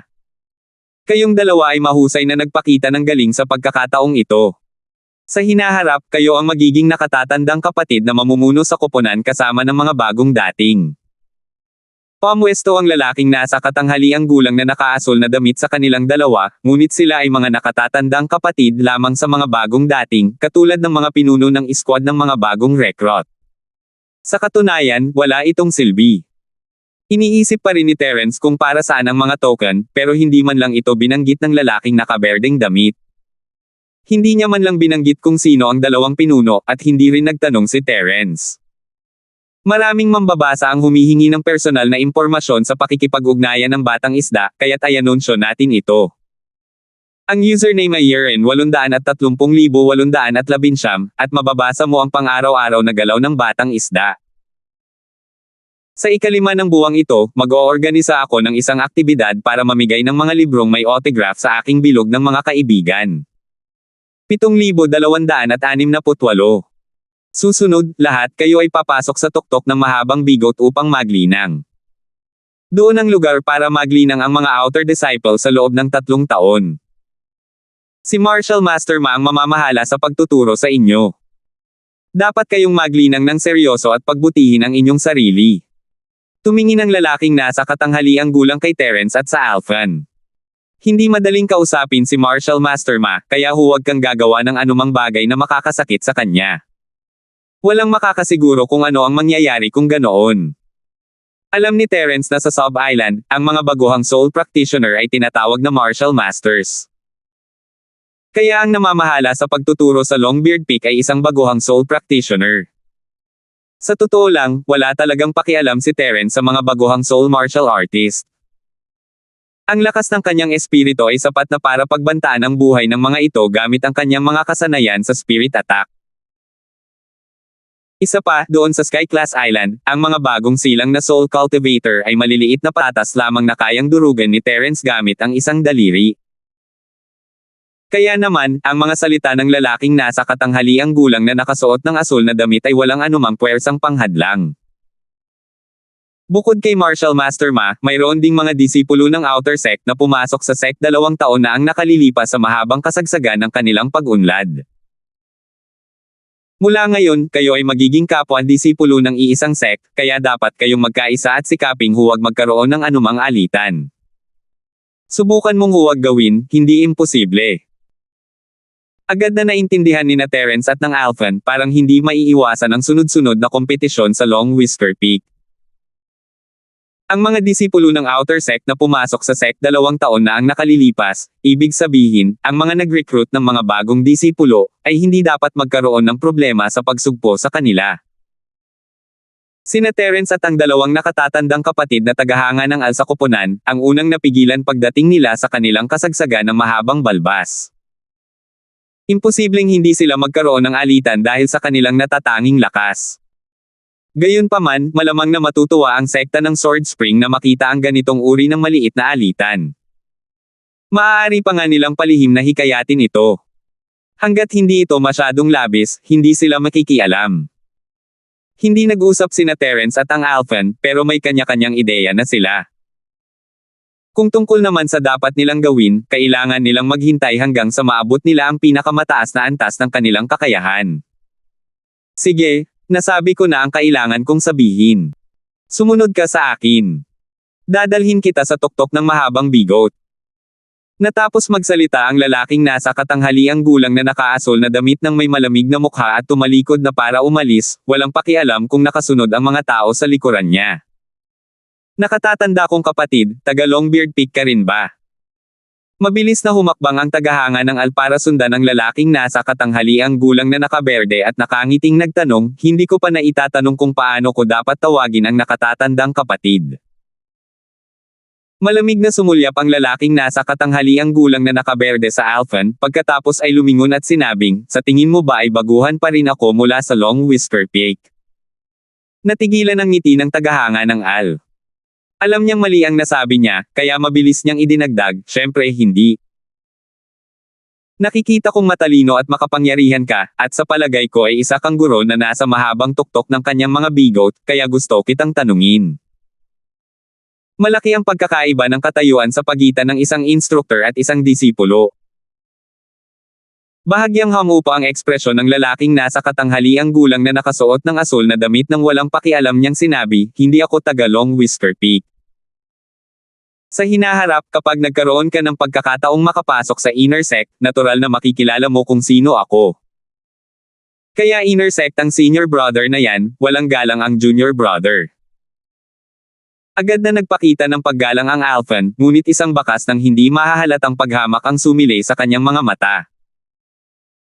Sa kabilang banda, nakita ni Terence ang paghamak sa mukha ng lalaki, at ang kanyang mga labi ay kumerba para sa isang ngiti. Sa katunayan, hindi masyadong iniisip ni Terence ang lalaking nakaberdeng damit na ito.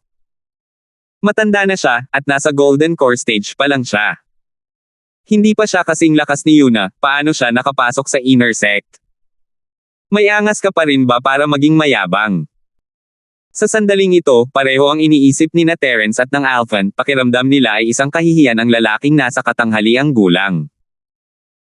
Ipinagmamalaki ng lalaki ang sarili niya nang makita niyang respeto sa kanya ng mga tagahanga ng AI, bumagsak ng husto ang tingin sa kanya ni Terence. Kung ganito lang ang mga disipulo ng inner sect ng Sword Spring Sect, mukhang hindi naman malaking problema ang Sword Spring Sect. Walang interes si Terence na makitungo sa mga taong tulad nila. Walang nakuhang anumang kapaki-pakinabang na impormasyon ang Alphan mula sa kanya, kaya tumigil siya pagkaraan ng ilang sandali.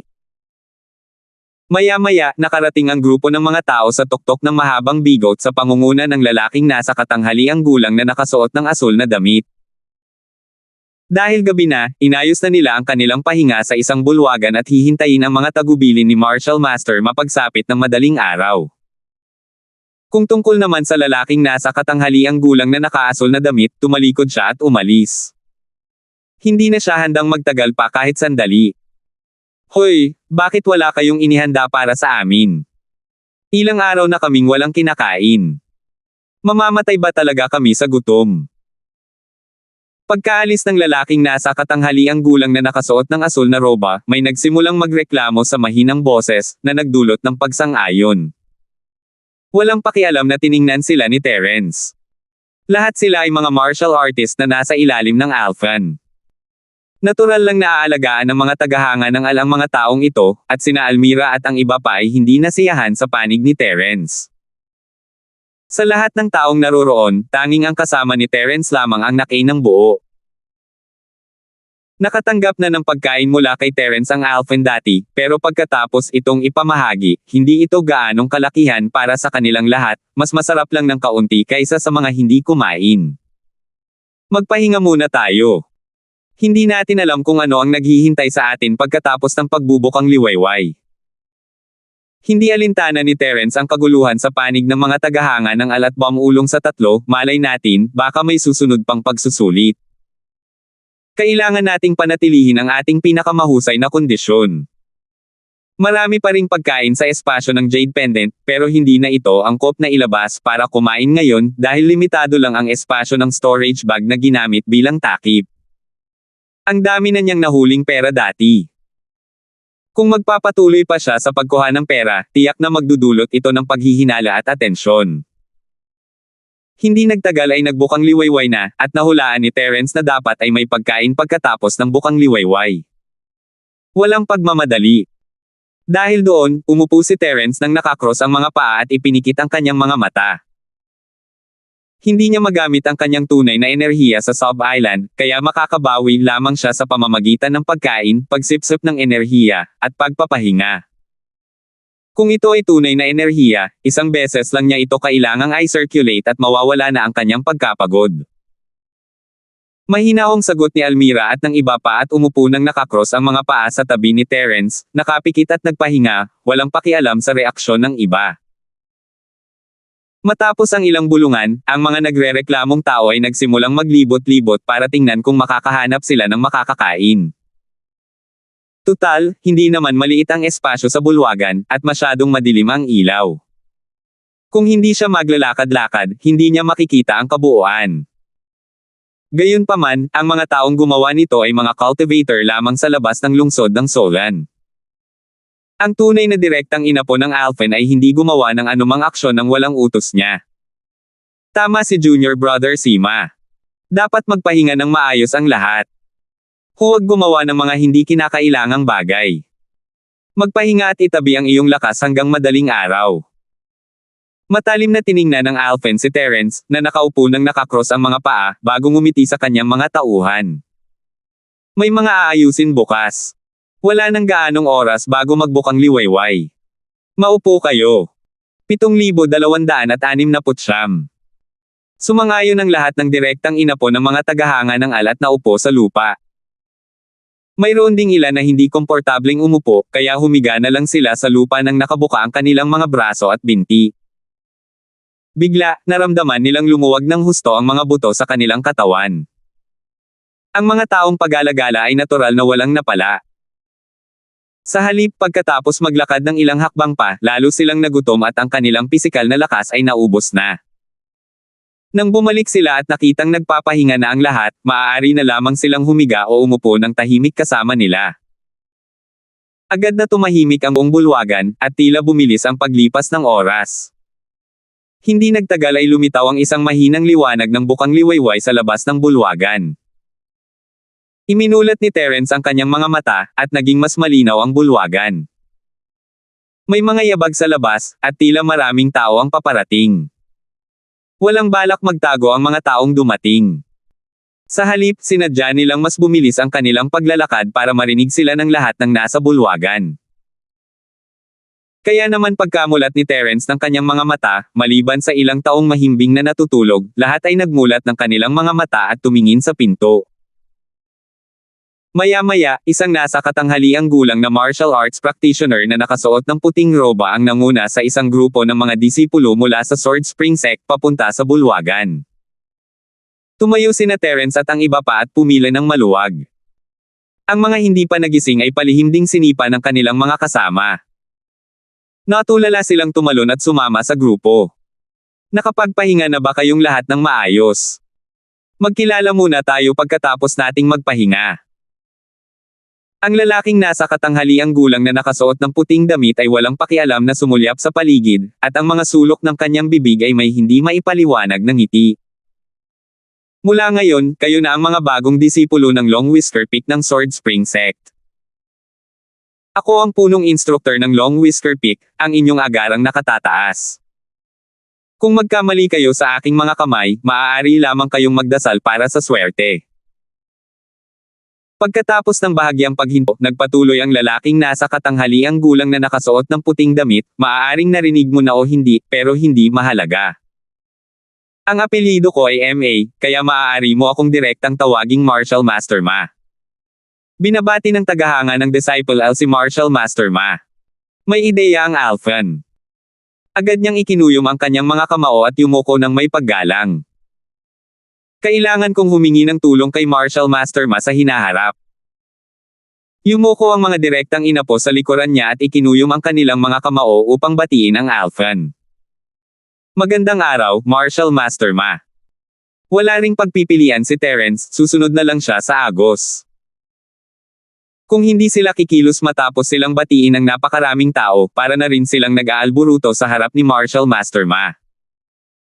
Hindi interesado si Terence na magkaroon ng mga kaaway mula sa wala, at walang masama sa paggalang sa kanyang Panginoon.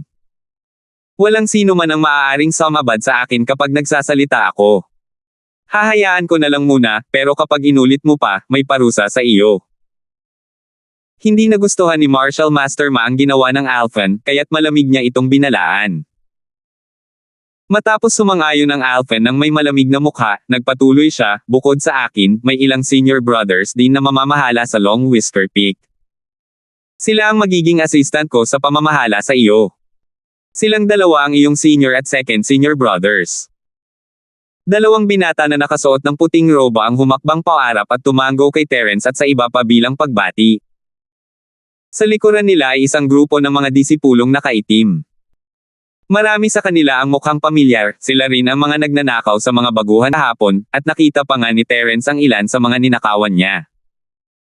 Bukod sa dalawang nakatatandang kapatid na ito, ang iba ay pawang mga disipulo ng outer sect ng Longbeard Peak, dapat ay nagkita na ang karamihan sa inyo. Maaari tayong magkaroon ng mas maraming pribadong pag-uusap sa hinaharap. Isang kakaibang ngiti ang sumilay sa mukha ni Marshal Master Maria. Pinisil niya ang kanyang mga labi at nagpatuloy, may ilang mga patakaran na sasabihin ko muna sa iyo.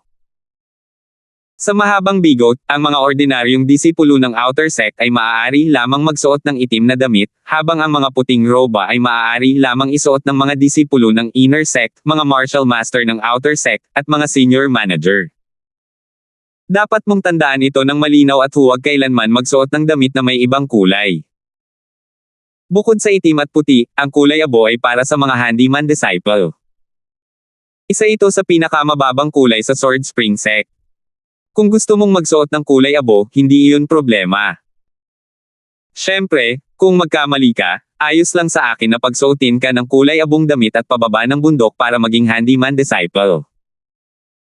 Patuloy na binugbog ni Martial Master Ma ang mga baguhan, banayad na itinuturo ang kanyang kapangyarihan kay Pick na may mahabang balbas. Bukod pa rito, ang ibang mga kulay ay may kani-kanilang mga kinatawan. Halimbawa, ang mga pangunahing disipulo ay nakasuot ng mga lilang damit. Kailangan mo lang tandaan na kapag nakakita ka ng ibang mga kulay sa sekta, maliban sa kulay abo at itim, dapat kang maging magalang. Ang ilan sa mga panloob na disipulo ay pinapayagang magsuot ng mga kulay na iba sa mga nasa ibang ranggo. Hindi sila mga taong maaari mong saktan. Napataas ang kilay ni Terence, naalala ang lalaking nakaberdeng damit kagabi. Isa siyang disipulo ng inner sect, pero hindi siya nakasuot ng puti, malinaw na isa siyang espesyal na tipo ng tao. Maaari ba siyang maging isang pangalawang henerasyong tagapagtanim? Kung hindi, dahil sa mahinang lakas ng lalaking nasa katanghaliang gulang na nakasuot ng asul na roba, paano siya makakapagsuot ng mga kulay na hindi kapareho ng grado? Kumunat ang noo ni Terence habang isinasantabi ang naisip. Maaaring hindi na niya makikilala ang lalaki sa hinaharap, kaya ano pa ang saysay ng pag-iisip tungkol dito. Susunod, bilangin natin ang resulta ng pagtatasa ng kagubatan kagabi. Ilabas mo lahat ng iyong mga samsam sa digmaan. Lumingon si Martial Master Ma, at ang dalawang senior steward sa tabi niya ay agad na kumuha ng dalawang form at pumunta para kolektahin ang mga samsam ng digmaan at magparehistro. Bukod kina Terence at sa Alphen, sino pa ang may mga nakaw na gamit? Karamihan sa kanila ay ninakawan ng mga nakatatandang disipulo, at karamihan sa kanila ay mayroon na lamang natitirang identity token. Ang ilan sa kanila ay wala man lang identity token. Dahil lang sa nagnakaw si Terence ng mas maraming token kaya binigyan niya ng tig-isa sina Yuan Bao at Peter. Binawi ni Terence ang token ni Almira, kaya hindi na niya kailangang ibigay ito sa kanya. Kahit na ganoon, si Terence pa rin ang may pinakamaraming token sa lahat ng nandito. Nang ilabas ni Terence ang token, hindi napigilan ng mga lumang disipulo na magulat. Napakalupit na lalaking ito. Sa katunayan, ninakawan na niya ang mahigit isang grupo ng mga senior disciples at buhay pa rin siya at masigla. Sa sandaling iyon, lahat ay labis na natatakot kay Terence. Sa kabilang banda, napagtanto ng mga dating disipulo na ninakawan ni Terence na hindi lang sila ang mga biktima, mas gamaan ang kanilang pakiramdam. Pagkatapos, tumingin sila sa paligid at natagpuan ang malas na lalaki na kapareho nila ng sinapit. Mayroong hindi maipaliwanag na tingin sa kanilang mga mata. Martial Master Ma. Gusto kong isumbong si Sima. Ninakawan niya ang ilang nakatatandang kapatid at nagkaroon ng maraming samsam sa digmaan, pero hindi niya kinuha ang mga ito. Ilang token lang ang kinuha niya. Hindi ba't medyo labag ito sa batas? Isa sa mga practitioner ang biglang lumabas, nagngingit-ngit ang mga ngipin habang itinuturo si Terence. Dapat ibalik ang mga bagay na ito sa mga nakatatandang kapatid dito. Paano ito malulunok ni Sima ng ganoon na lang? Walang pakialam na sinulyapan ni Terence ang lalaki. Nakilala niya na isa itong bagong practitioner na kasama ng magkapatid na Bai. 7,270. Sa katunayan, ang mga bagay tungkol sa magkapatid na Bai ay halos kinuha mula sa taong ito, kaya medyo hindi balanse ang mentalidad ng lalaking ito, at bigla siyang napatalon sa isang iglap ng pag-init. Para sa kanya, natural lang naman nakawin ng mga gamit niya ang isang matandang disipulo, pero hindi mapapatawad na mapunta ito sa mga kamay ni Terence. Hindi niya alam na bigla na lang siyang lalabas. Wala namang pakialam si Terence, pero pinagalitan na siya ng magkapatid na Bai. Walang nakakaalam kung sino ang ninakawan ni Terence dati, hindi nila makita ang token sa kamay nito, kaya hindi nila matukoy kung sino ang malas. Gayunpaman, tumalon ang ugok na ito para manggulo, at agad na nasunog ang magkapatid na Bai. Alam ng lahat ng nakatatandang disipulo na lumahok sa misyong pangkagubatan na ang mayabang na hanggal sa harap nila ay ang inilabas nila mula sa kagubatan. Dahil dito, maraming kakaibang tingin ang agad na napunta sa magkapatid na Bai, dahilan para gusto nilang sampilan agad ang gago na iyon hanggang sa mamatay. Ang iba pang mga matandang disipulo na ninakawan ni Terence ay mukhang hindi rin maganda, natatakot sila na kung magpapatuloy ito, sila ang susunod na hahamakin. Ayaw nila itong banggitin noong una, sila na ang bahala kay Terence pagkatapos ng lahat ng ito. Ngayon, kung may pagkakataon lang siya, haharapin niya muna ang lokong ito. Alam na ng Panginoon, pwede ka munang umalis. Pinutol ni Martial Master Ma ang practitioner na may poker face at kinawayan ito palayo. Humarap siya kay Terence at bahagyang ngumiti, Sima. Magaling. Para sa isang baguhan na makabalik at makaagaw ng ilang nakatatandang kapatid, tila ang iyong lakas at mga pukana ay talagang kahanga-hanga. Martial Master Ma, pinupuri mo ako. Hindi ako karapat-dapat sa titulong iyan. Mapagkumbabang sabi ni Terence. Kung maiiwasan niya ang gulo, mas makabubuting gawin niya ito. Pumasok siya sa sekta ng Janchen para sanayin ang kanyang katawan at makahanap ng paraan para mabawi ang kanyang purong enerhiya, hindi para makipag-away sa mga tao. Siyempre, hindi atras si Terence kahit may kumatok sa pinto niya. Hindi kita pinupuri ng sobra, magaling ang ginawa mo. Tungkol naman sa mga nasamsam mo sa digmaan, mga nasamsam mo na rin ang mga iyon. Hindi mo na kailangang kunin pa. Ngumiti si Martial Master Ma at tumango. Pagkatapos ay may naisip siya at sinabing, hindi tama iyan. Kahit na ito ay iyong mga samsam sa digmaan, kailangan mo pa ring ibigay ang isang bahagi sa sekta. Ang natitira ay iyon na. Walang dapat maging problema, di ba? Maaari nating pag-usapan ito mamaya, hindi mo kailangang magmadali. Walang problema. Narinig na ni Terence ang tungkol sa patakarang ito dati, kaya hindi naman siya nalungkot. Babalik ang disipulo at bibilangin ito, pagkatapos ay hahanapin ang dalawang nakatatandang kapatid na namamahala para ibigay ito. Tuwang-tuwa si Martial Master Ma sa ipinakitang ugali ni Terence, at lumambot ng husto ang kanyang mukha. Napakagaling, hindi kita nagkamali ng husga. Isa ka talagang mahusay na pawnla. Ngumiti si Martial Master Ma at nag-isip sandali. Napakaganda ng resulta mo. Mula ngayon, ikaw na ang ikatlong senior brother na namamahala sa Longbeard Peak.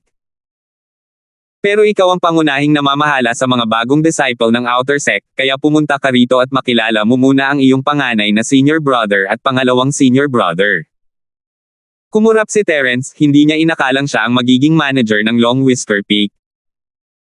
Kahit limitado lang ang autoridad para sa mga baguhan, naging kaiginhawahan pa rin ito. Maraming salamat, Martial Master Ma. Ikinuyom ni Terence ang kanyang kamao at nagpasalamat sa kanila bago bumaling sa dalawang disipulong nakasuot ng puting damit. Binabati ni Sima ang panganay na nakatatandang kapatid at ang pangalawang nakatatandang kapatid. Sumanghal ang panganay na nakatatandang kapatid at tumango na may peking ngiti, si junior brother Sima ay isang batang talento. Marami kang pagkakataong umangat sa hinaharap. Malaki ang inaasahan sa iyo ng senior brother. Kumaibot ang mga labi ni Terence, puro salita lang ang unang senior na ito, pero sino ang nakakaalam kung ano ang iniisip niya. Sa anumang kaso, tila hindi niya ito gusto. Ang isang lalaking may kakayahang lalaki ay dapat gumawa ng mas maraming trabaho. Sa hinaharap na kababatang kapatid na Sima, pagpasensyahan mo na ako. Tumango rin ang pangalawang nakatatandang kapatid bilang pagbati. Mukhang pareho silang walang magandang impresyon kay Terence. Ang tanging kulang na lang ay ang lantara na pangungutya. Malinaw ang puso ni Terence, dalawang nakatatandang kapatid ang dating namamahala, at ngayon ay may isa pa na bigla na lang lumitaw. Kahit bagong manager ito, nakakuha pa rin siya ng bahagi mula sa kanila. Kung hindi sumipot si Terence, hindi ba't nasa kanila pa rin ang pamamahala sa mga bagong estudyante? Kaya hindi naman talaga masyadong umasa si Terence sa dalawang Dugan manager na ito, basta't makasundo niya sila sa panlabas na anyo. Sa kabilang banda, medyo ikinagulat ni Marshall Masterma si Terence. Ang katotohanang ibinigay sa kanya ang posisyong ito ay nangangahulugan na isa siyang patas at makatarungang tao, kahit papaano ay mas mahusay kaysa kay nakatatandang Shu. Iniisip lang ni Terence kung gaano kapatas si Marshall Masterma nang magsimulang magreklamo ang mga tauhan ng Alphen tungkol sa kanilang master. Si Marshall Masterma, ang ating nakatatandang kapatid na tagahanga ng Al ay nakaagaw din ng mga kayamanan ng digmaan. Hindi ba dapat siya ay maging isa sa mga senior manager? Sa katunayan, umaasa ang taong nagsalita na ang Alphen ay maaaring maging ikatlong senior brother na mamamahala. Pero nakapag-ayos na si Terence, at sa palagay niya ay hindi nababawiin ni Marshall Masterma ang kanyang desisyon. Mas gugustuhin na lang niya ang susunod na gawin, kahit papaano ay gawing tagahanga ng alang ika-4 na senior. Tumahimik ka. Sino ka para magsalita rito? Lumingon ang Alphen at pinagalitan siya, nagkunwaring hindi nasisiyahan. Pagkatapos, ikinuyom niya ang kanyang mga kamao kay Marshall Masterma habang nakangiti. Marshall Masterma, paano ako magiging karapat-dapat sa responsibilidad ng isang senior steward? Huwag mong pakinggan ang kanyang kalokohan. Nagkukunwari lang na mapagkumbaba ang isang tagahanga ng Al. Naisip niya na bibigyan siya ni Marshall Masterma ng ilang mga salita ng paghihikayat matapos makita siyang magalang at mahinhin, at pagkatapos ay itatalaga siya bilang pang-4 na senior brother steward. Kahit na medyo mas mababa ang ranggo ng pang-4 na senior brother kaysa sa pangatlong senior brother, matatanggap lang ito ng Alphen. Mas malakas pa rin siya kaysa sa isang ordinaryong outer sect disciple, di ba? Sino ang mag-aakala na hindi susunod si Marshall Masterma sa nakagawian? Tumango lang siya at sinabing, tama ka, ano ang mga kwalifikasyon mo para maging senior steward? Nawala ang ngiti sa mukha ng tagahanga ng Al. Nakaramdam siya ng matinding kirot sa kanyang pisngi. Hindi ba't napakawalang awa ng pananakit na ito? Inaagaw ng lahat ang mga dating disipulo, kaya bakit si Sima ang manager, senior brother at ako, Alphen, hindi? Sa kabila ng katalinuhan ng tagahanga ng Al, hindi niya maiwasang makaramdam ng kaunting galit sa sandaling ito. Nakita ko na. Mas malala ang record mo sa labanan kaysa kay Sima. Para mapamahalaan ang mga bagong disipulo, sapat na ang pagkakaroon ng isang nakatatandang kapatid na kaitiwala. Tutal, mabait naman si Marshall Masterma, kaya ipinaliwanag niya, ang nakatatandang kapatid ng ating Sword Spring sect na kaitiwala ay hindi isang repolyo sa tabi ng kalsada. Kahit sino ay maaaring gumanap sa papel na ito. Sa totoo lang, mas mabuting huwag na lang itong ipaliwanag. Hindi alam ng tagahanga ng Al kung dapat ba siyang patuloy na magalit. O dapat ba siyang patuloy na magalit? O dapat ba siyang patuloy na magalit? Siyempre, itinatago niya ang galit niya at hindi niya talaga kayang magalit kay Marshall Master Maria. Hindi madali para sa kanya na panatilihing nakangiti ang mukha niya ng sabay. Tama si Marshall Masterma. Mabuti na lang at walang balak ang disipulong ito na maging senior brother na namamahala, kung hindi ay magiging awkward talaga. Ngumisi ng nakakapangilabot ang tagahanga ng Al. Alam niya sa sarili niya kung nahihiya ba talaga siya o hindi, at mahigit kalahati ng mga taong nakakita sa kanya ang nakakaalam. Salamat po at sinamahan ninyo ako, ingat lagi mga master.